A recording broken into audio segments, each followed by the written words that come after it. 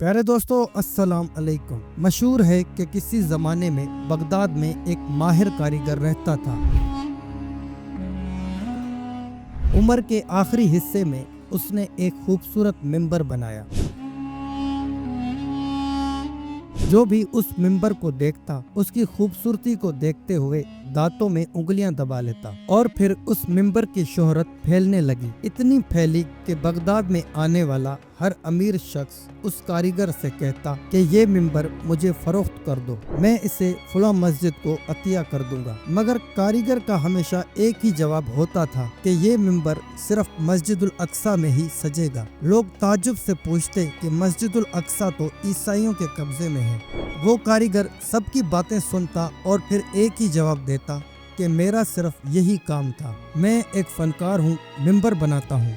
कोई बहादुर जंगजू जरूर उठेगा जो कि अल कुद्स को वापस हासिल करेगा और मेरा ये मिंबर उसकी जीनत बनेगा। प्यारे दोस्तों, मिंबर की कहानी शहर के बच्चे बच्चे की जबान पे आ चुकी थी। फिर ये कहानी एक 7 से 8 साल के बच्चे ने सुनी, मगर वो मिंबर की खूबसूरती से ज्यादा उसको बनाने वाले के जज्बे से ज्यादा मुतासिर हुआ। और फिर ठीक 40 साल बाद वो मिंबर उसी बच्चे के हाथों मस्जिदुल अक्सा में नस्ब किया गया, जिसे लोग आज सलाहुद्दीन अय्यूबी के नाम से जानते हैं। प्यारे दोस्तों, आज की इस वीडियो में हम सलाहुद्दीन अय्यूबी की जिंदगी से मुतालिक कुछ बातें जानेंगे। इस वीडियो के 2 पार्ट्स होने वाले हैं। आप सब लोगों से गुजारिश है कि अगर आपको हमारी वीडियोस पसंद आ रही हैं तो हमारी वीडियो को पूरा देखा करें और हमारे चैनल मेहरान गबोल को लाजमी सब्सक्राइब करें। प्यारे व्यूअर्स, सलाहुद्दीन अय्यूबी की पैदाइश सन 1138 ईस्वी में कुर्दिस्तान में हुई। आप नस्लन कुर्द थे। आपके वालिद का नाम नजमुद्दीन अय्यूब था जो कि किला तकरियत के हाकिम थे।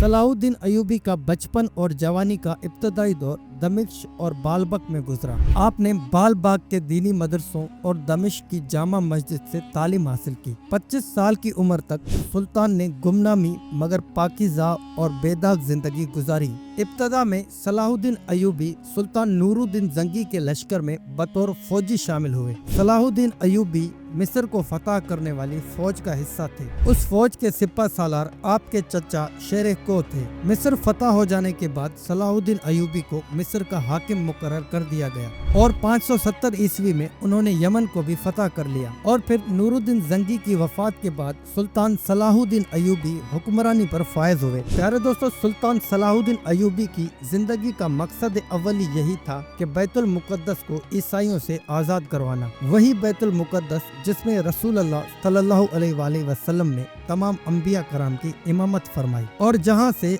आप अर्श तक तशरीफ ले गए। प्यारे दोस्तों, जैसा कि आप लोगों को मालूम है कि बैतुल मुकद्दस तारीखी शहर यरूशलेम में मौजूद है, जिसे हजरत उमर बिन खत्ताब ने 638 ईस्वी में फतह किया था। उसके बाद से यरूशलेम इस्लामी रियासत में शामिल हो गया। इस्लामी सल्तनत रोज बरोज मजबूत होती चली गई और इसी तरह यरूशलेम इस्लामी सखावत वाले शहरों में शामिल हो गया। लेकिन मुसलमान खलीफाओं ने तमाम मजहब के मानने वालों को बैतुल मुकद्दस में आकर इबादत करने की इजाजत दे रखी थी और ये भी इजाजत दी गई थी कि यहूदी या ईसाई ज़ायरीन बैतुल मुकद्दस में आकर कुछ दिन यहाँ कयाम करना चाहें तो उसकी भी उन्हें इजाजत दे दी गई थी। लिहाजा इस इजाजत के बाद उन्होंने बैतुल मुकद्दस में गाना बजाना और रक्स करना शुरू कर दिया। उस वक्त मुसलमान रियासतें सल्जोक तुर्कों के हाथों में थी। लिहाजा सल्जोकों ने ईसाइयों से गुजारिश की कि वो बैतुल मुकद्दस के तकद्दुस का ख्याल करें और इस मुकद्दस शहर का एहतराम करें, वरना उनके खिलाफ सख्त इक़दाम उठाए जाएंगे। इसी दौरान एक ईसाई राहिब पीटर ने कुछ मनगढ़ंत कहानियां लोगों को सुनाई